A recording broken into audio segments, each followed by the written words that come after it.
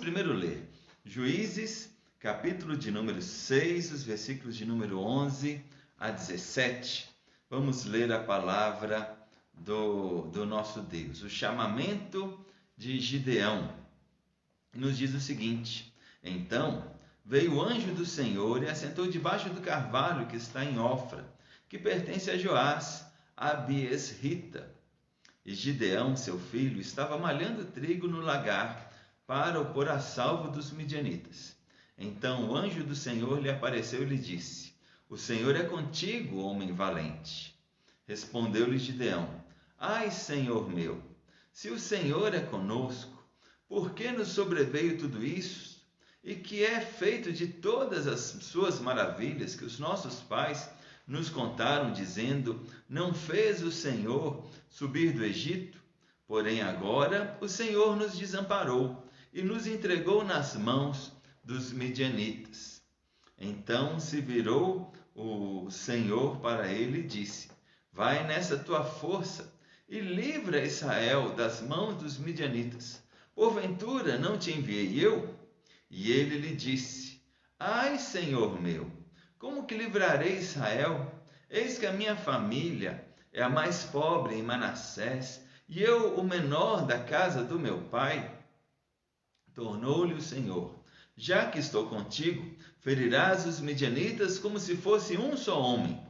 Ele respondeu: se agora achei mercê diante dos teus olhos, dá-me um sinal de que és tu, Senhor, que me falas.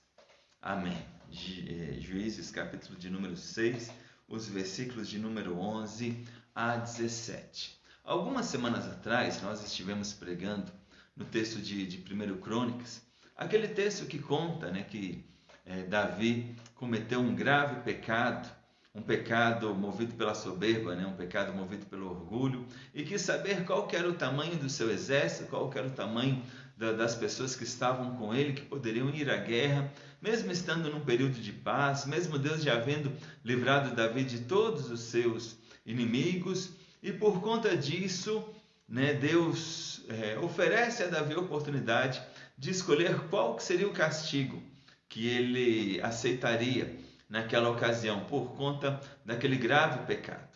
E deu-lhe três opções: ou 3 anos de fome, ou 3 meses na mão dos inimigos, ou 3 dias na peste. E ainda falamos algo interessante, porque o texto lá de 1 Crônicas ainda nos fala que a peste é a espada do Senhor, e a peste ela vem realmente como espada de Deus. Mas esses três mecanismos, poderíamos dizer assim, são maneiras as quais Deus age para punir o povo, para punir a humanidade, aqueles que estão distantes dele, aqueles que estão longe dos seus propósitos, a fome, a peste e a espada. Naquela ocasião nós falamos a respeito da peste. Hoje nós queremos falar aqui a respeito de um outro instrumento do Senhor, que é a espada, que são os inimigos, que é justamente as pessoas que estão à volta, os povos vizinhos, quando vêm e tentam dominar realmente, como nós vemos aqui no caso de Gideão e como nós vemos aqui no caso de Israel. Aqui nós estamos no período de Juízes, esse livro que nós lemos leva inclusive este nome, Juízes. E é um período que não havia rei Israel, e a própria palavra de Deus nos fala que era um período em que as pessoas estavam ao seu bel prazer, não havia rei, cada um fazia o que achava mais certo, cada um fazia o que sentia melhor. E por conta disso, não somente uma vez veio a opressão, mas diversas vezes eles entravam num ciclo vicioso. O povo se afastava de Deus, pecava, Deus mandava uma nação inimiga como uma repressão, para o povo, uma repreensão do povo ter distanciado do Senhor. O povo se arrependia dos seus pecados, clamava ao Senhor, Deus levantava dentro do povo um libertador, um juiz, alguém para liderar o povo contra os inimigos, e trazer novamente liberdade e dar fim à opressão. e o povo, depois de ver-se liberto, acabava novamente se distanciando do Senhor, pecando, e aí começava um outro ciclo, né, de que Deus mandava uma outra opressão, um outro povo vir oprimir os israelitas, e assim eles viviam ciclo após ciclo, libertador após libertador, nação inimiga após nação inimiga. Os midianitas, eles de maneira especial, foram um povo, né, foram pessoas que trouxeram uma grande luta, uma grande tribulação para o povo de Israel. Tão grande foi a opressão que centenas de anos mais tarde, na época do profeta Isaías, nas profecias de Isaías, né, estão lá escritas menções sobre os midianitas. Tamanha foi a miséria que o povo de Israel sofreu, tamanha foi a luta, né, e a opressão que Israel sofreu pelos midianitas. Os midianitas tinham uma maneira cruel de oprimir Israel, porque eles não somente entravam nas cidades, assaltavam, assassinavam e maltratavam as pessoas, como eles iam pelos campos, incendiando as plantações, né, destruindo as plantações, matando os animais do rebanho. Fazia-se assim, então, não somente, né, a opressão do inimigo, a opressão pela espada, mas a opressão também pela fome. Eram dias terríveis. Quando nós encontramos aqui este exemplo de Gideão, que estava ali malhando trigo, né? Ele estava ali escondido, estava fazendo algo que poderia lhe custar a própria vida, né? Se viesse um midianita, encontrasse ele trabalhando numa comida para a sua própria subsistência, isso poderia significar o fim da sua vida, o fim dos seus dias. Estava ali recluso, estava ali como que quarentenado, estava ali juntando as migalhas para poder se alimentar, para poder trazer um pouco de alimento para a sua casa, para a sua família.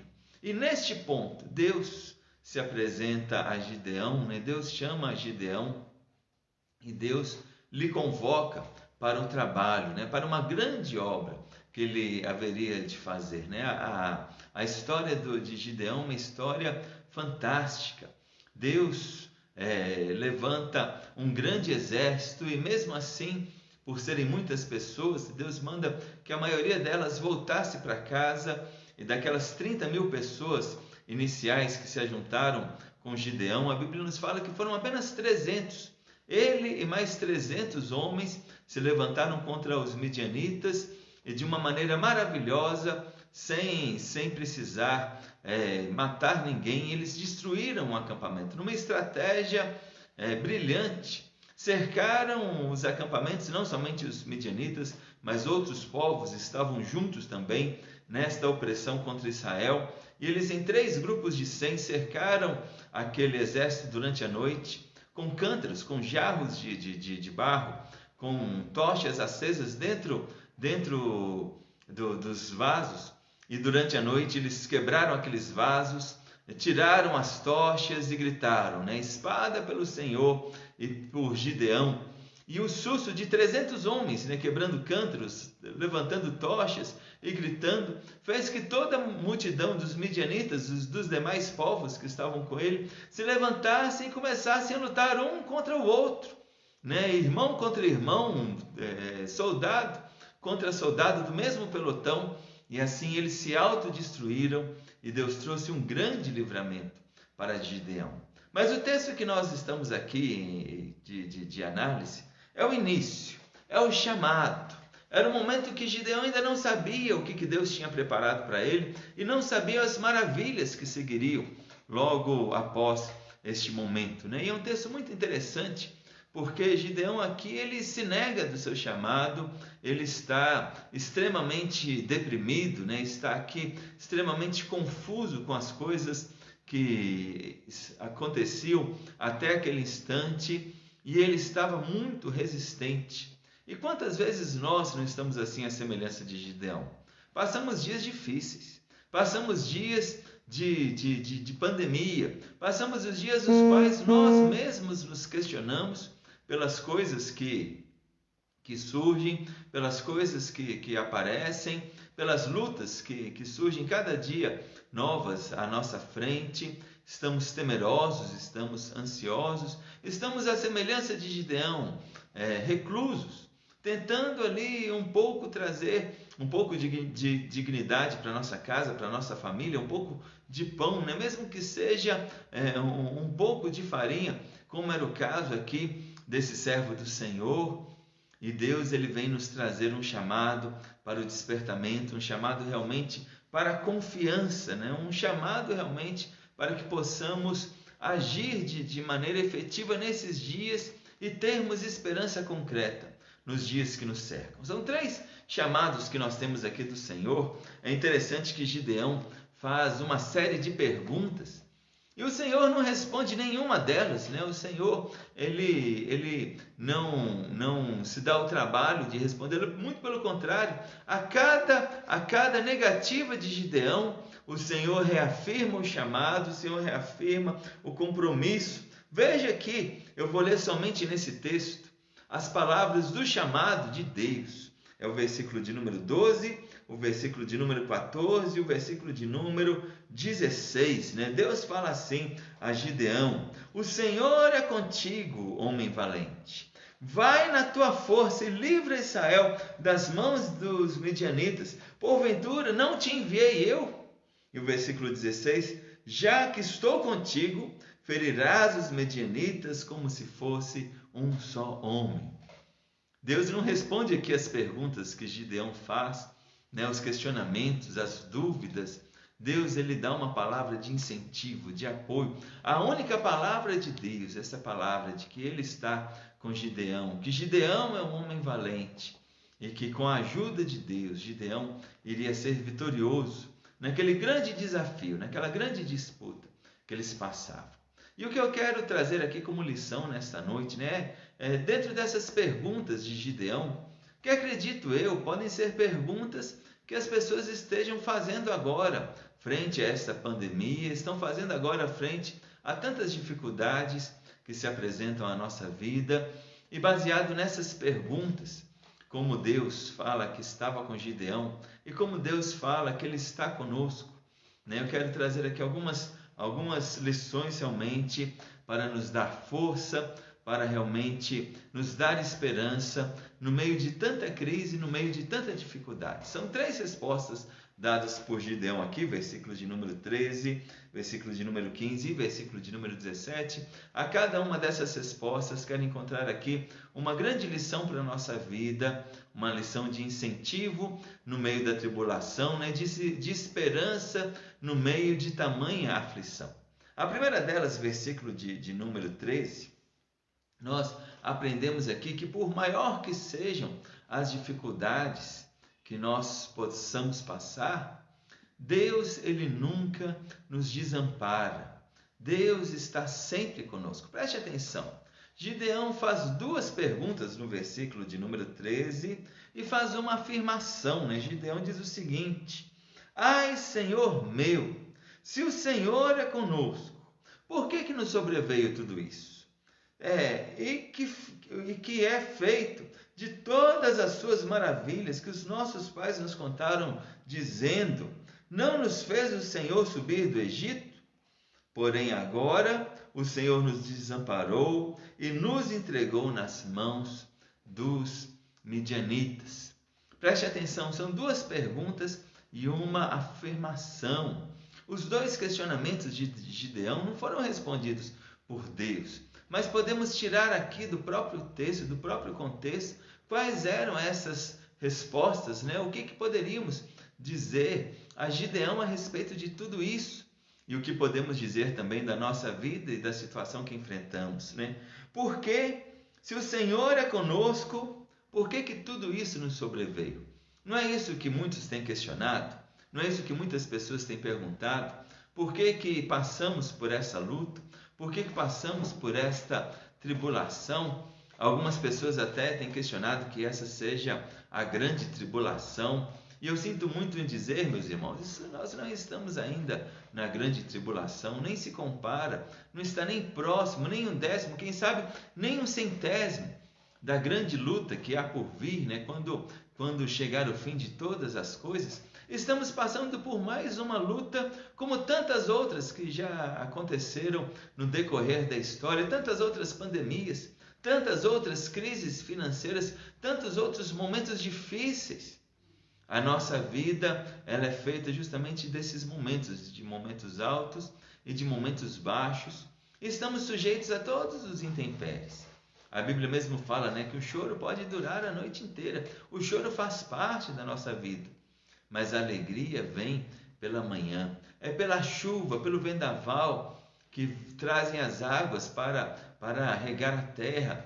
Quando um incêndio natural acontece, muitas vezes pela seca, muitas vezes por trovões ou outros motivos meteorológicos, né? Um grande incêndio acontece, as cinzas elas transformam em nutrientes para a terra, para que novos elementos surjam, né? Para que novas árvores surjam, nova vida surja naquele lugar. O nosso mundo está em constante transformação e nós devemos saber que estamos sujeitos a essas intempéries, estamos sujeitos a estes problemas.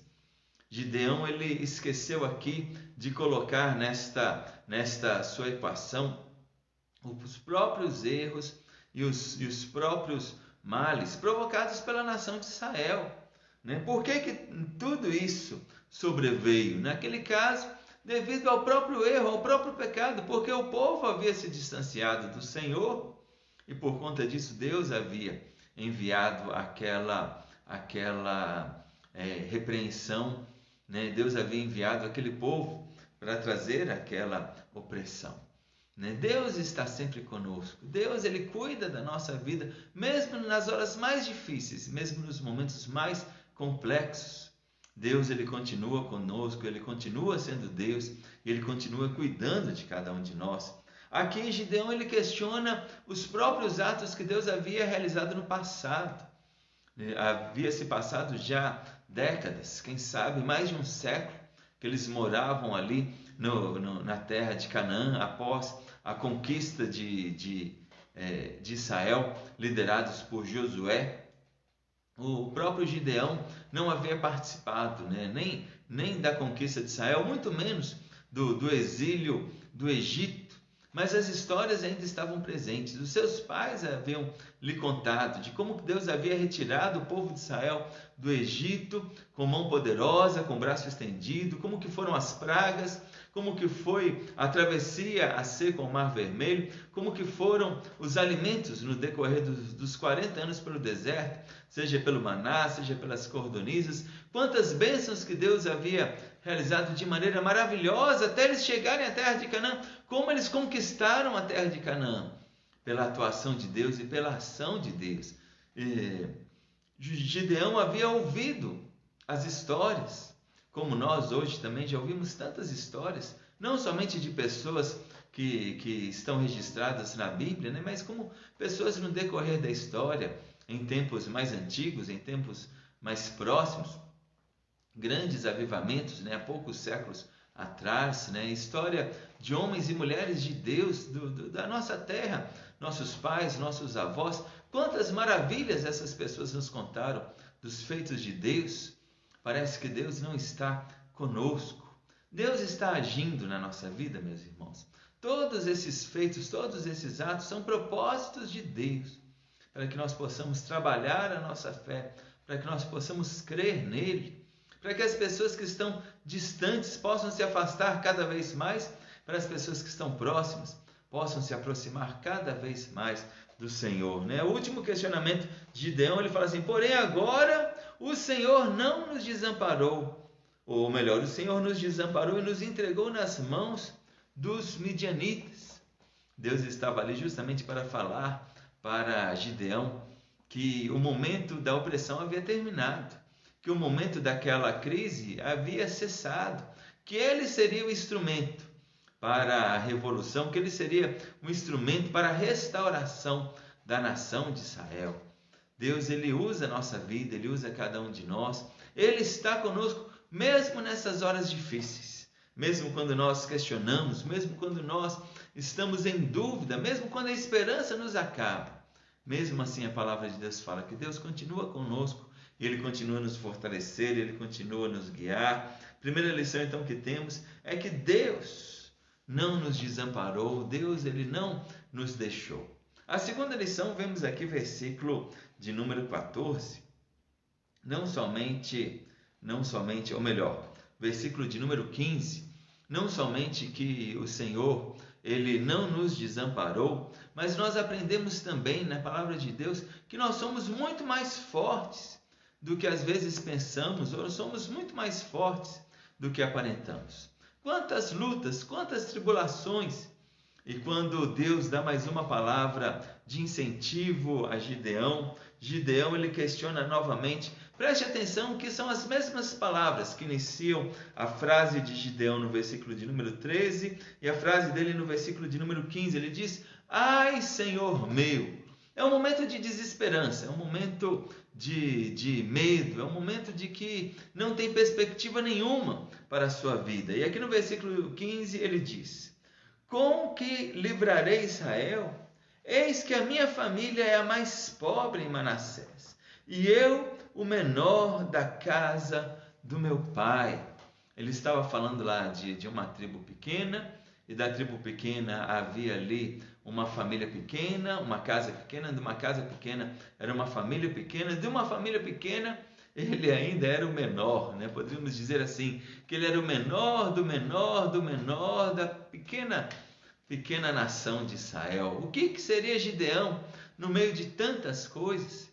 E o que nós aprendemos aqui é que quando nós somos fracos, o nosso Deus, Ele nos faz forte. Quando não temos esperança, Deus renova a nossa esperança. E quando não temos mais vigor nenhum, Deus, Ele renova a nossa vida e Ele nos fortalece. Isaías, capítulo de número 40, nos fala justamente isso, né? Os jovens se cansam e os moços de exaustos caem, mas os que esperam no Senhor renovar-se-ão as suas forças, subirão com asas como águias, correrão e não se cansarão, caminharão e não se fadigarão. O apóstolo Paulo, ele expressa isso de maneira maravilhosa lá em 2 Coríntios, capítulo de número 13, quando ele nos fala a respeito do espinho na carne, né? Que era um mensageiro de Satanás que estava ali para esbofeteá-lo, devido às tamanhas visões que ele tinha visto, né? As tamanhas visões que lhe ocorreram.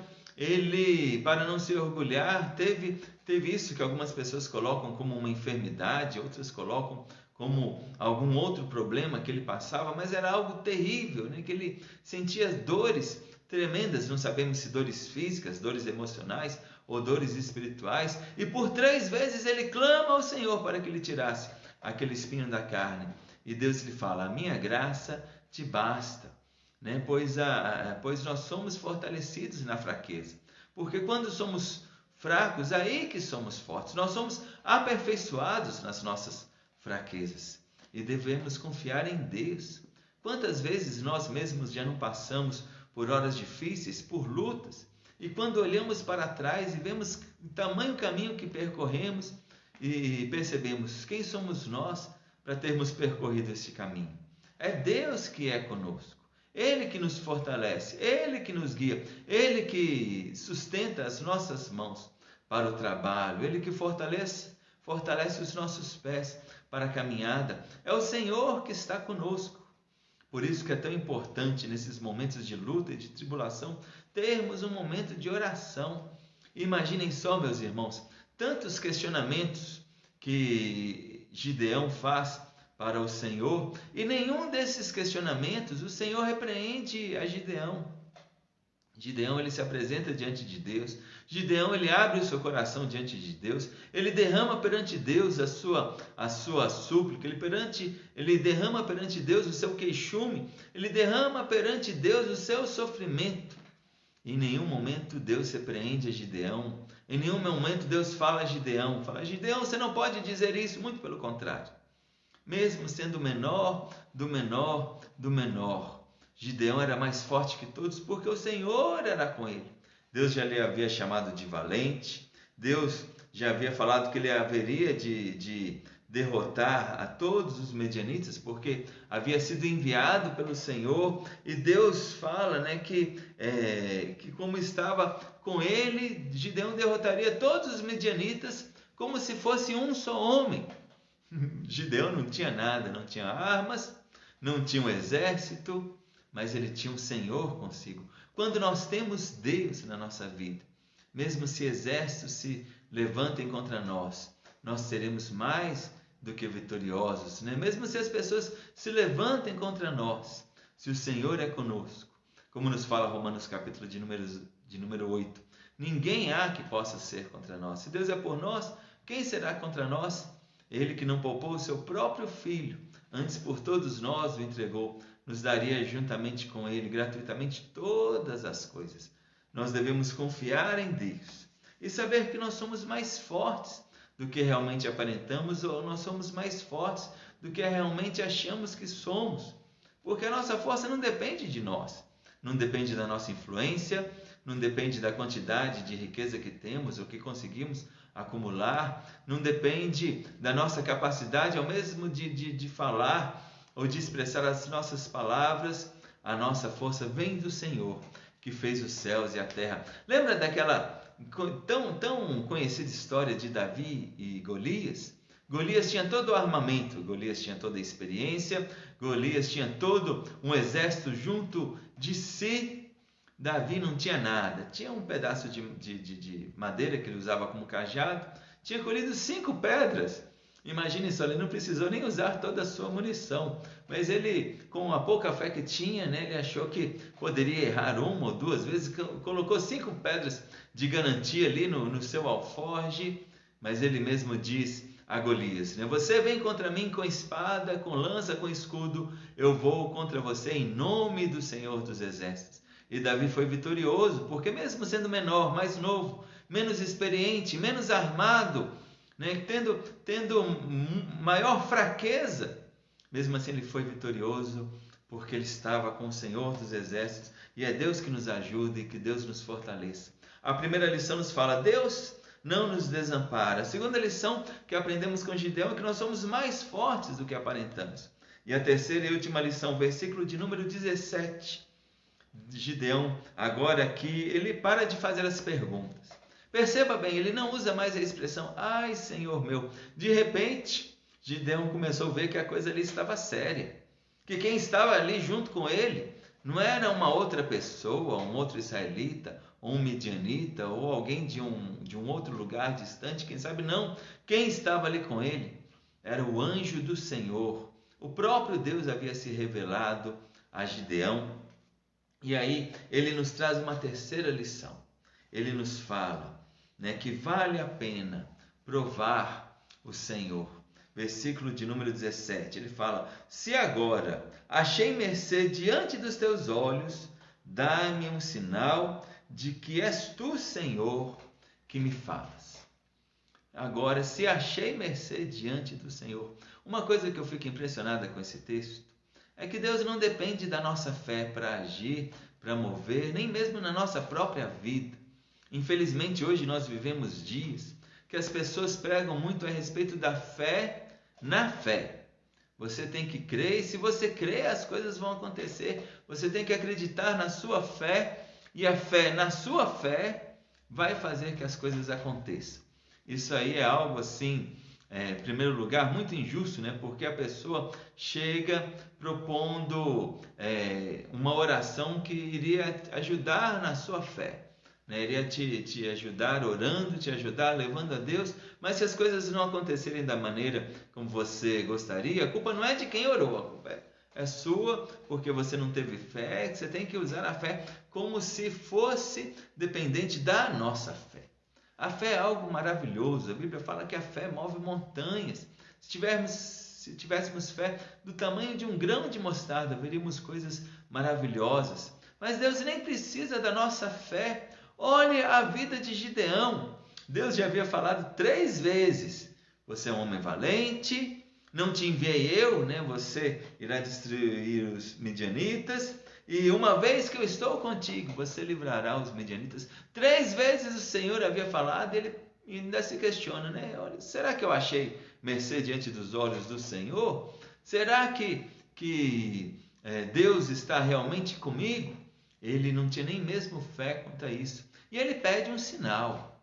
E às vezes, quando nós lembramos da história de Gideão, lembramos daquela história da lã no sereno. Mas não foi este sinal. O primeiro sinal que ele pede ao Senhor, está aí os versículos 18 e seguinte, né? Ele apresenta uma oferta ao Senhor, né? E prepara ali uns bolos asmos, prepara ali um carneiro e coloca ali em cima de uma pedra, como se fosse uma oferta ao Senhor. O anjo ele toca ali com o cajado em cima daquela oferta e de repente sobe ali daquela pedra uma chama que consome aqueles alimentos, e o anjo ele sobe naquela chama e se desaparece na presença de Gideão. Esse foi o primeiro sinal.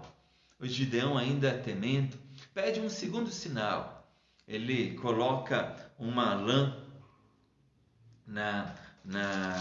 no sereno, né, e ora a Deus pedindo, né, que a lã estivesse molhada e que o terreno em volta da lã estivesse seca, né? Ele coloca ali a lã numa bacia, deixa passar a noite. Quando ele volta à noite, o terreno em volta estava seco, e quando Gideão pega aquela lã, espreme aquela lã, sai ali não sei quanto de água que estava ali naquela lã. E aí ele faz um terceiro teste com o Senhor, uma terceira prova com o Senhor. Novamente ele faz a prova da lã. Olha, ele havia feito a prova da oferta, a prova da lã, de que a lã estaria molhada e a terra em volta seca, né? O terceiro teste, a segunda prova da lã, ele pede a Deus, né, que a lã esteja seca e a terra em volta esteja úmida. Quando ele volta no outro dia, era o contrário do que ele havia pedido, né? No primeiro momento ele pede que a lã esteja úmida e a terra seca. No segundo momento, que a lã esteja seca e a terra úmida. E assim estava a terra em volta da lã, toda molhada, úmida, e quando ele espreme a lã, não sai água, porque a lã estava seca. Ele ajunta o exército, ele se coloca diante do povo midianita na noite anterior ao ataque. Gideão pede mais um teste. Ele mais uma vez pede que Deus venha comprovar. Será que Deus já não havia comprovado tantas vezes do chamado? Deus não havia comprovado depois com o teste da lã? Deus não havia comprovado com o exército que ele havia levantado dentre o povo de Israel, daqueles 300 homens? E aí Deus pede que Gideão fosse escondido para o meio do acampamento midianita. E quando ele chega junto com seu amigo, junto com seu companheiro chamado Puá ou Puã, quando ele chega perto do acampamento, alguns homens conversavam perto de uma fogueira, e um deles ali dentro dos inimigos teve um sonho de que um pão havia descido a colina e ido até a cabana do comandante, um pão enorme, né? Imagina um pedaço de pão descendo colina abaixo, e ela virou a cabana do comandante de pernas para o ar, né? E ali alguém disse que aquele sonho nada mais era do que a espada de Gideão, que iria derrotar todos os midianitas. O próprio Gideão estava lá ouvindo aquele sonho, não acreditando. O medo que as pessoas tinham do próprio Gideão, que estava ali escondido, temeroso. Mas o Senhor mais uma vez estava provando, né, que estava com Gideão, provando de Gideão. A Bíblia fala para nós provarmos o Senhor. Salmo de número 34, versículo 7, nos diz isso: ó, provai e vede que o Senhor é bom. Bem-aventurado o homem que nele se refugia. Eu acho que é o Salmo 37, 8, né? Salmo 34, 8. Salmo 34, 7 é aquele que fala que o anjo do Senhor se acampa ao redor dos que o temem e o livra. E é o versículo 8 que fala, né? Ó, provai e vede que o Senhor é bom. Sempre quando eu leio esse versículo, Salmo 34, 8, eu lembro da minha mãe, e lembro que quando nós nos reunimos, né, minha mãe, sempre quando faz um almoço, faz de sobremesa um pudim. É a sobremesa clássica da minha mãe. Todas as vezes que nós nos reunimos, né, minha mãe faz lá, não um pudim, né, normalmente ela faz um pudim com 3 receitas, para os irmãos terem ideia. o tamanho do pudim. Às vezes faz 2 pudins. E quando a gente vê aquele pudim, a gente sabe que é bom. A gente sabe que o pudim está gostoso. Eu lembro de uma vez que a minha mãe esqueceu o pudim no forno, né? Cozinhou umas 3 horas a mais, queimou o pudim, mas mesmo queimado, o pudim estava delicioso, né? Então, quando está no ponto, quando não queima, né? E que a gente vê aquele servido após o almoço, a gente tem certeza absoluta que o pudim está muito gostoso, mas não basta apenas saber que o pudim é bom, a gente tem que tirar um pedaço e provar. O pudim da minha mãe, por não sei quantas vezes que já o comemos, que já o provamos, não tem como só olhar. Temos que ir lá tirar um pedaço e provar. Assim é o Senhor, nós sabemos que o Senhor é bom, mas Ele nos manda prová-lo. Ó, provar e vede que o Senhor é bom. Aqui Gideão, ele prova o Senhor a cada passo, e Deus prova realmente a sua bondade. Não devemos confundir do provar do Senhor com o testar ao Senhor. Tem muitas pessoas que estão tentando a Deus, né? Estão se colocando em risco, ou as pessoas estão numa vida de pecado, estão cometendo coisas que desagradam a Deus, né? Estão se divertindo com isso. Falar, mas Deus é bom. Não, isso nós estamos tentando ao Senhor. Gálatas já disse, né, que de Deus não se zomba, com Deus não se brinca. Não podemos brincar com Deus. Nós podemos provar a Deus, provar a bondade de Deus, provar como que Ele está conosco e como que Ele não nos desampara e como que Ele nos faz forte no meio da fraqueza. Vamos provar ao Senhor e ver o quanto o Senhor é bom. Vale a pena provar ao Senhor, vale a pena estar com o Senhor. Então, essas 3 lições. Deus, Ele não nos desampara, somos mais fortes do que pensamos ou que aparentamos, e vale a pena provar ao Senhor, vale a pena esperar em Deus, que Ele mostra coisas maravilhosas para a nossa vida, Ele fortalece a nossa vida a cada dia. Infelizmente, a vida de Gideão ela não termina da melhor maneira. No final da sua vida, depois daquela grande conquista, daquele grande momento, Gideão ele se desvia dos caminhos do Senhor. As pessoas querem nomear Gideão como rei de todo Israel, mas ele não quer ser rei. Ele quer as riquezas, e com as suas muitas riquezas ele tem muitos filhos e acaba se desviando dos caminhos do Senhor. Não vamos deixar, meus irmãos, nem que a luta nos desvie do caminho do Senhor, nem que a abundância nos desvie do caminho do Senhor. Tem muitas pessoas que na hora da luta buscam mais a Deus.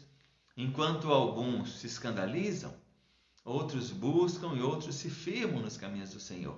Porém, o contrário é verdade também. Tem muitas pessoas que, por conta da abundância, se desviam dos caminhos do Senhor. Enquanto deveríamos louvar a Deus e agradecer tanto pela escassez quanto pela abundância, tem pessoas que não sabem lidar com a escassez, tem pessoas que mesmo sabendo lidar com a escassez, não sabem lidar com a abundância. Nós cremos que esta pandemia irá passar, né? Cremos que em breve tempo o mundo retornará às suas atividades. Estamos orando, clamando a Deus, né? Estamos ansiosos com um desejo no coração de voltar às nossas atividades rotineiras, aos nossos cultos presenciais, mas não deixemos, meus irmãos, que quando essas lutas passarem, que um momento de abundância venha nos desviar do Senhor. Vamos crer em Deus, independente da situação que passarmos.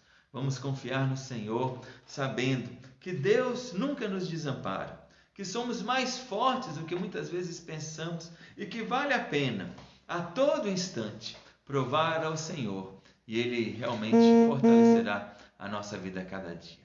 Vamos orar ao nosso Deus, pedindo que Ele nos dê uma boa semana, que Ele seja conosco neste novo mês que se inicia. Oremos. Deus e Pai, nós somos gratos ao Senhor por esta hora, somos gratos pela nossa vida, Deus. Eu coloco diante do Senhor a vida de cada um dos irmãos que está aqui conosco, que o Senhor sustente, Deus, fortaleça e abençoe a cada um e nos dê força, Deus, no meio de tantas lutas e tribulações que passamos, que o Senhor nos renove, que o Senhor nos guie, que o Senhor nos fortaleça E continue conosco, ó Deus, a cada um dos nossos passos, que o Senhor esteja aumentando a nossa fé e que o Senhor esteja nos sustentando, ó Deus. Eu peço pelos irmãos lá da Igreja do Palmares, que o Senhor abençoe cada um, ó Deus, os nossos demais irmãos de cidades distantes, ó Deus, principalmente ali de Manhuaçu, de outras localidades, que o Senhor seja com cada um, ó Deus. Nos abençoe nessa semana que se inicia, nesse novo mês, ó Deus, que temos, nesse mês de agosto, que estejamos debaixo da Tua graça e da Tua paz, e que as bênçãos do Senhor sejam sobre a nossa vida, Deus. É a nossa oração que fazemos em nome de Cristo Jesus, e pedimos que a graça maravilhosa do nosso Senhor e Salvador Jesus Cristo, que o amor de Deus, o nosso amado Pai, a comunhão e as consolações do Espírito Santo repousem sobre todos vós e sobre todo o povo de Deus espalhado pela face da terra, hoje e para todos sempre. Amém e amém. Amém.